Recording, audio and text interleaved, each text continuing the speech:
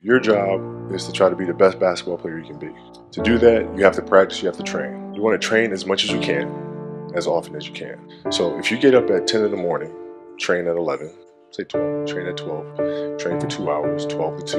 You have to let your body recover. So you eat, recover, whatever. You get back out, you train, start training again at 6. Train from 6 to 8. And now you go home, you shower, you eat dinner, you go to bed. Those are 2 sessions.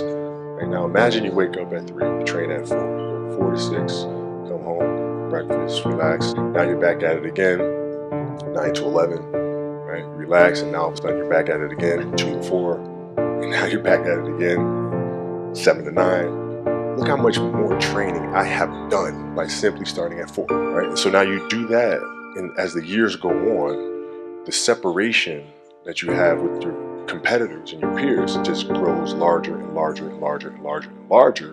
By year 5 or 6, doesn't matter what kind of work they do in the summer, they're never going to catch up. I have this tattoo on my wrist that says believe, because my mother's always talked about either if you don't believe in yourself, then who's going to believe in you?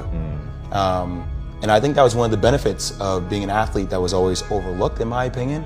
It forced me to work harder. You know, like I always try to outwork people, right? That's just how I made my mark. So the game was at 7. I was like, you know what? I'm gonna come to the Staples Center because we're playing. This is when the Lakers had Kobe and Shaq.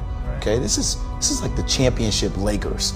I was like, you know, I'm gonna get there at 3 o'clock. And I want to make sure I make 400 made shots before I go back into the room, and then I sit in the sauna and I get ready for the game. Who do I see? I see Kobe Bryant, already working out. So once I set my foot across that line, I started working out. And so I worked out for a good hour and a half. And when I came off, after I was done, I sat down, and of course I still heard the ball bouncing. I look down, I'm like, this guy's still working out? So he was working out, like, it looks like he was in a dead sweat when I got here. And he's still going. And it's not like his moves are nonchalant, lazy. He's doing like game moves, you know? I sit there and I unlace my shoes. I'm like, I want to see how long this goes. So I sit out there and watch another 25 minutes. And he got done. I said, okay, I think I've seen enough. Go play, you know, come back, get in the sauna, get ready for the game. That game, he drops 40 on us, okay? And after the game is over, I'm like, I have to ask this guy. Like, I have to understand, like, why he works like that. Right. So after the game is over, I'm like, hey, Kobe, like, why were you in the gym for so long? He's like, because I saw you come in. and I wanted you to know that it doesn't matter how hard you work, that I'm willing to work harder than you. Wow. You inspired me to be better. Right. And it was the first time I started to see this level of competitiveness where I said, I need to start doing more. Right. Wow. But you never get better if you're not willing to put in the time.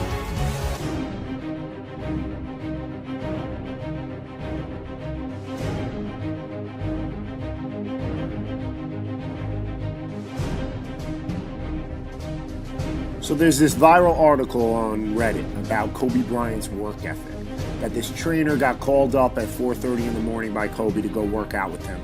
And the trainer claims that he's worked with Dwayne Wade before, Carmelo Anthony, but he's never seen this. That he gets to the gym at 4:30 in the morning to see Kobe just drenched in sweat like he jumped in a pool. And then Kobe wants to make him do conditioning and weights for a couple hours. So then when the trainer goes to sleep after for a few hours, he comes back to the gym at like 11 a.m. and he sees that Kobe never left the gym at all because he had to make sure that he made 800 shots before he left after he's been working out for hours and hours. Like, you think this is new to me? I mean, a lot of people they say that they're going to do something. Kobe Bryant does it, right? Talk is cheap, but Kobe did it because he competes with himself every single day. He wants more out of himself every single day. It's that competitive drive to be the best that carries him through practices. It carries him through the weight training sessions, conditioning, making sure that he gets 800 shots every day. It carries him to work on his craft when no one is watching. It's bigger than just a game of basketball. It's really about finding out who you are as a person and what you can do, and knowing that you can go beyond what you believe your physical limitations or mental limitations are. Doesn't matter if I'm sick. It doesn't matter if I have a sprained ankle. The kid that's sitting in there might be the next me sitting up there, watching and trying to get inspiration from that. I need to go out there and play.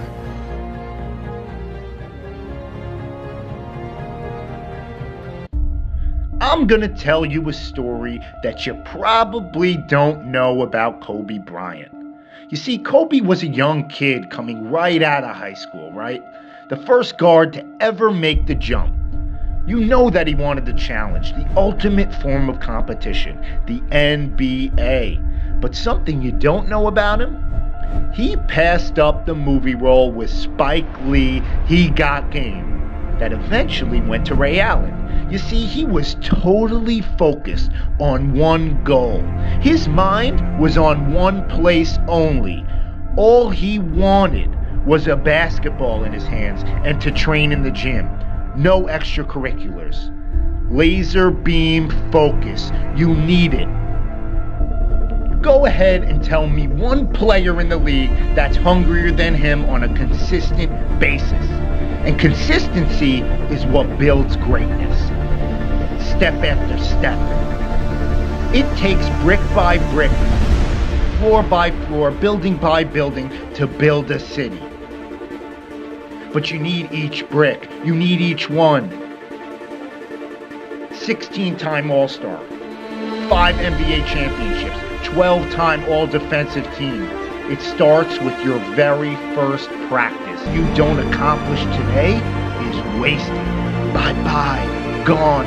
No more. You can never get today back. So if you don't do it today, you need to start on something that you could have been finished with tomorrow. One day missed takes you one day longer to get better. And the margin for error is so tiny in life. That's why Kobe practices dribbling the way that he does. His footwork, that's why he works on that same jump shot over and over and over. He practices the same play with his teammates over and over. He gets in the same position time and time again. Repetition. Do you think that talent is separating guys at that level?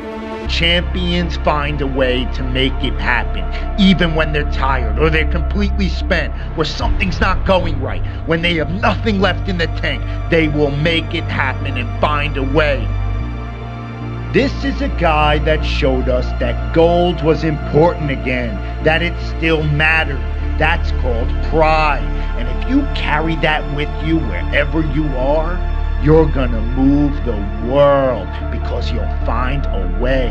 Because it's the person who's willing to die who is gonna win that battle. It's the person who's willing to do all the small things who's gonna win that inch. Legends are born from pride. He showed us how inspirational a pair of free throws could be.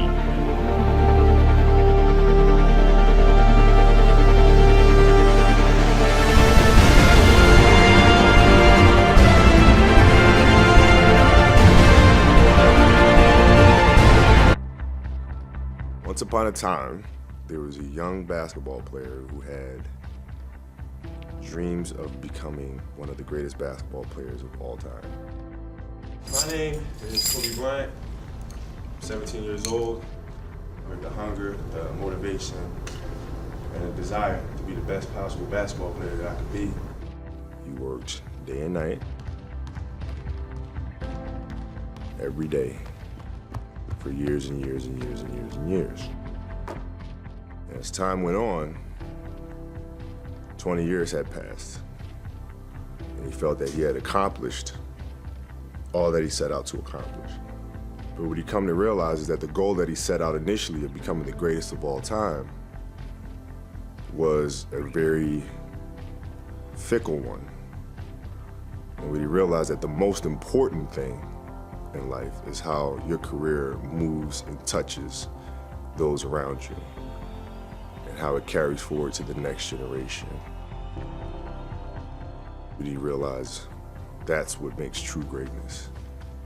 Well, the story would be about transformation of a kid looking inwardly to then growing up and understanding the importance and the power is looking outward.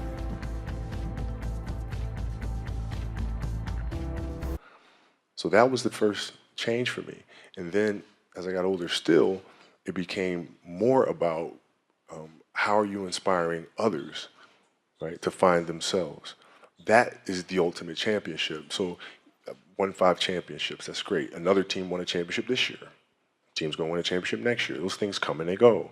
But what stays is, how do you use your passion and use that to inspire somebody else to create their passion?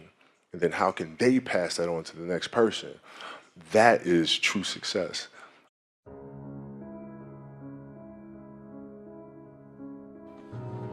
So you thought it was the end of the story.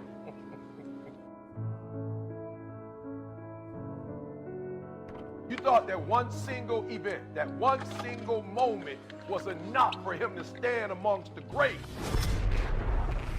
Sleep? I don't sleep. You thought that was it?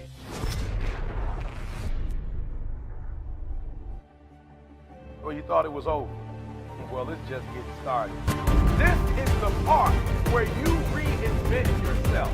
It's time to get tested, to test your will, your endurance. It's time to test your heart, to test your limit. It's about no days off, no weekends, no holidays, no birthdays. Listen to me, no days off. It's about gaining the competitive edge. You can't afford to make excuses. No excuses when you feel pain and trust. Feel it. And all you want to do is give up. And all you want to do is give in. When you feel like you've given all you got, you got to take one more step. You got to run one more lap. You got to throw one more punch until you reach the top.